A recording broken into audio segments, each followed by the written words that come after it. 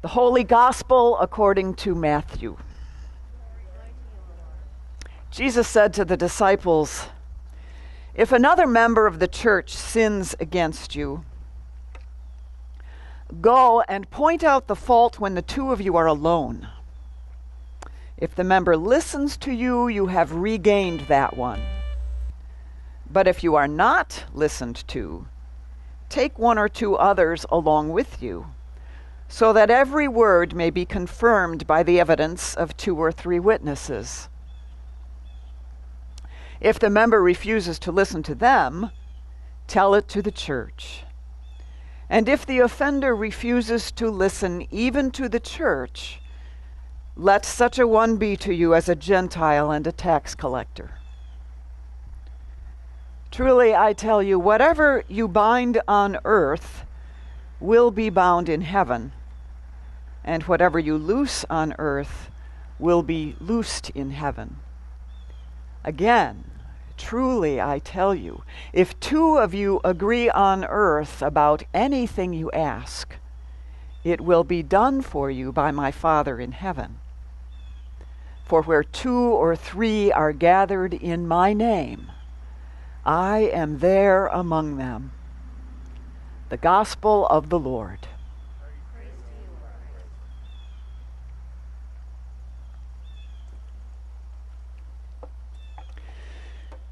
Grace, mercy, and peace to you from our God who claims us, calls us, and leads us to be God's people doing God's work. Amen. 2 brothers lived on adjoining farms for 40 years. A bitter dispute developed between them. It was their first serious rift in all that time of farming side by side, sharing machinery, and trading labor and goods as necessary. They never even had a quarrel until now. It began with a small misunderstanding. Eventually, it mushroomed into a major difference. Finally, it exploded into a war of words. Separation and silence followed. One morning, the elder brother was tending to some daily chores in his house. He heard a knock at the back door. He opened the door and he found a man standing outside. The man was stooped over and was holding a carpenter's toolbox. "I'm looking for a few days' work." The stooped over man turned out to be an itinerant carpenter. "Is there a small job here that I can do?" "Well, I believe there is," the older brother said. "Look across the creek at that other farm. That is my neighbor's property. In fact, it is my brother's property. Last week, there was a meadow between our farms. Then he ran a bulldozer through the river levee, and now there is a creek between us. I suspect he did that to spite me, but I'm going to do him one better. You see that big pile of lumber? I want you to build a fence. A fence between us, so that I never have to look at his place again. Can you handle a job like that?" And the man replied, I think I understand the situation. Please show me your tool shed and I'll do a job that will please you. The elder brother got the carpenter all set up, and then he went into town.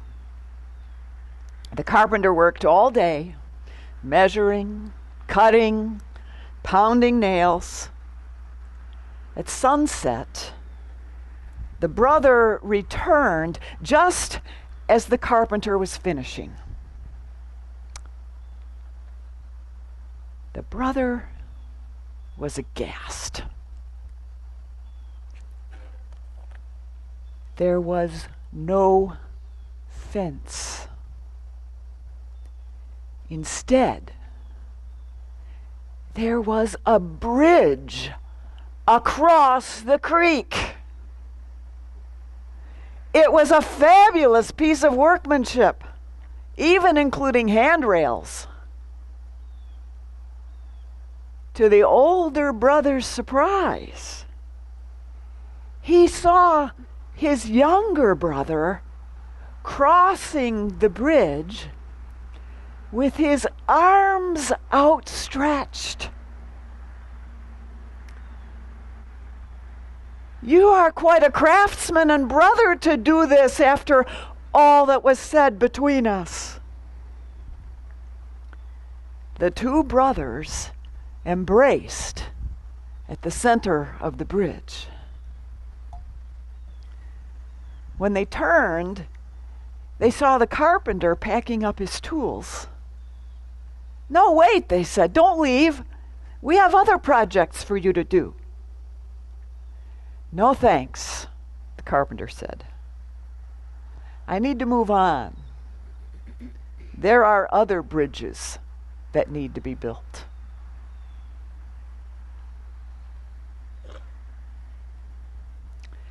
It's no coincidence that the bridge builder in this poignant story is a carpenter, like Jesus. At TLC, you've got Brian Raymond, I'm told, who shares gifts with fashioning wood, and I just had a tour of all his handiwork this morning. Beautiful work. I haven't had the privilege of meeting Brian yet, so I won't put any undue pressure on him and compare him to Jesus, especially since he's most likely at his cottage up north on this Labor Day weekend and he can't defend himself. But our Bible readings today imply that the carpenter who built the bridge for the estranged brothers is a Christ figure. They remind us that God's people do not create barriers that isolate people from each other, social distancing notwithstanding. They remind us that God's work is to build bridges between them. That's a pretty tall order in 2020. The year of the 3 Ps: polarization, pandemic, and protest. There is plenty more than a creek to divide not only brothers, but all of us these days.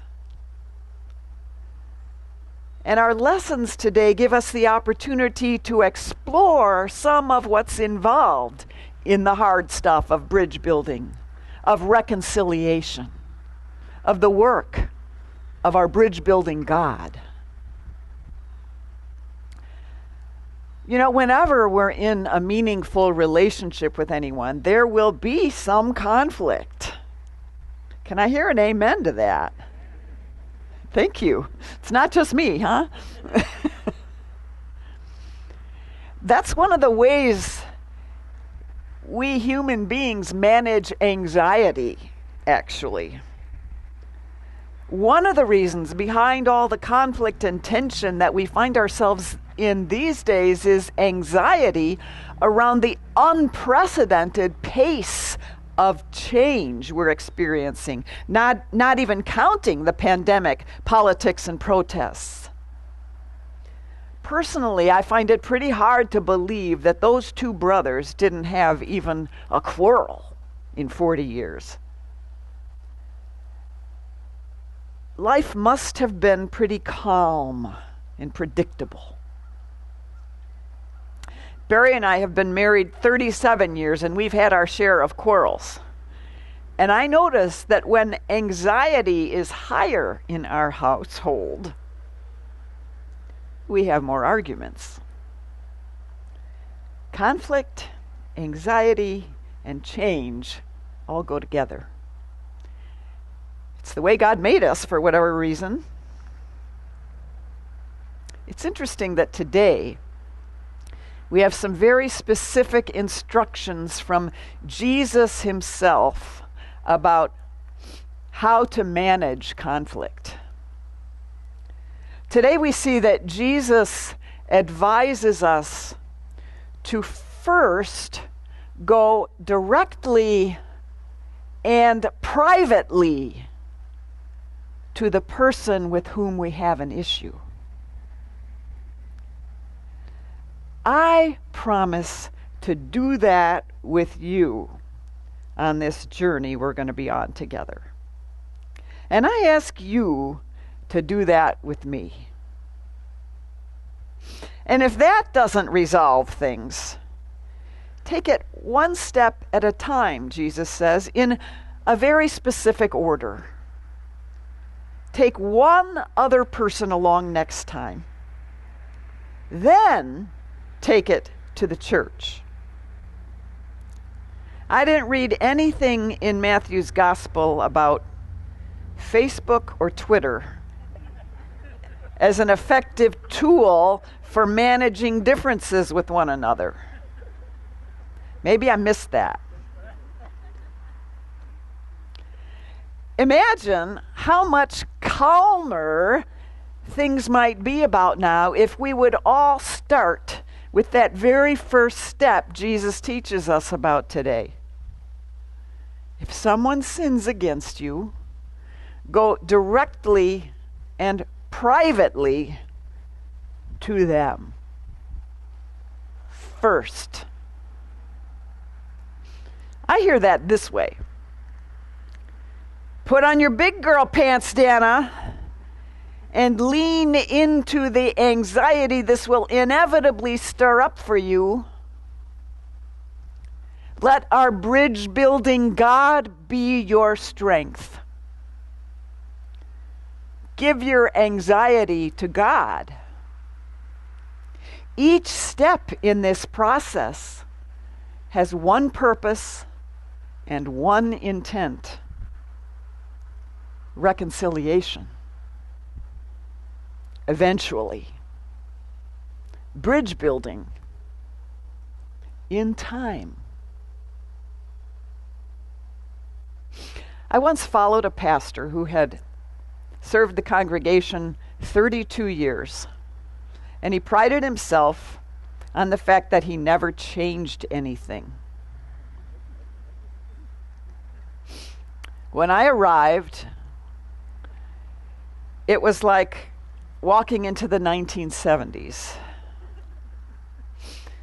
Letting go was a challenge, both for him and for the congregation, even though there had been an interim for 2 years before I came. Very early on in my time there, an inevitable conflict between Pastor L and me began to fester. Direct communication between us was deteriorating. Distance was setting in. The levee broke and the creek was beginning to form, so to speak, like the creek between the two brothers' farms. Enter an itinerant carpenter in the person of a lay leader in the congregation named Chuck Lindquist. Some of you may remember him. He used to be on the synod staff back in the 1980s. Chuck came to me with his toolbox, looking for work. He invited conversation about the situation. We prayed together. And then he very methodically and systematically and calmly set up a meeting between Pastor L and me at Pastor L's home. We visited there together. Chuck helped facilitate a conversation between Pastor L and me that needed to take place.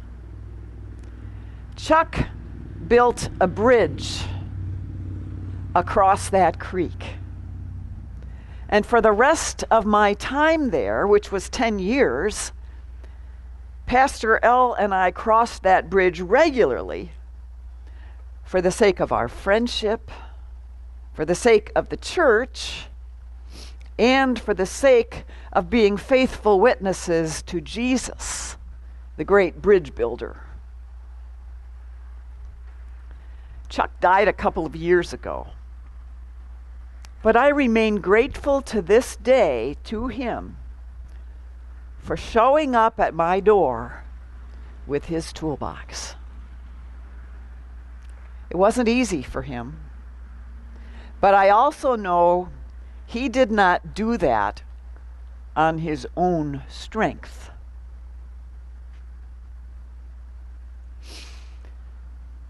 Today, in the midst of polarization, pandemic, and protests, our readings bring us to the heart of TLC's purpose as a community of faith. You know what that is? I got it off your bulletin. Faithfully, say it with me, faithfully sharing God with all people. Say it again. Faithfully sharing God with all people. Our reading from Romans calls us to demonstrate love as the one and only debt we owe to any person. Our gospel calls us to reach out and very intentionally seek reconciliation with our brothers and sisters.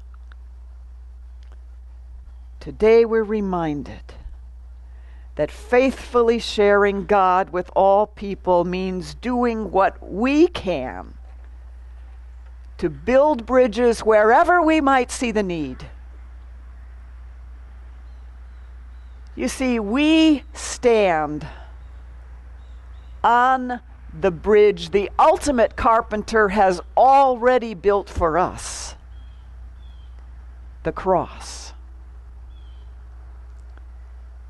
where we are already reconciled to God. Our very God is on that bridge with arms outstretched, waiting to embrace you, to carry you into God's work of bridge building. Grab your toolbox. Amen.